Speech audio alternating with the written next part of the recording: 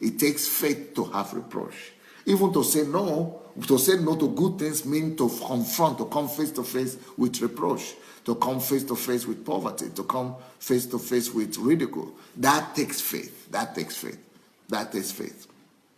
So now, how do you go through this situation? How do you confront this kind of situation? How do you have that kind of faith? Remember that faith is always the expectation of something that is invisible.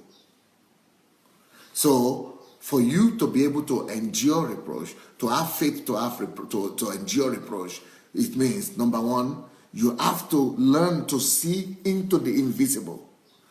And to you, the invisible reality has to be stronger than the visible realities.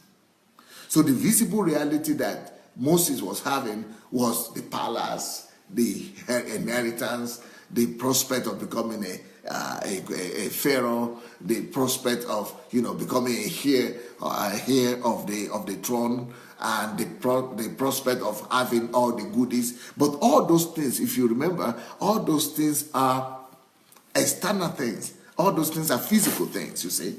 So the only person who will be able to reject good things and say no to the good things and be able to embrace reproach must have seen something beyond the physical.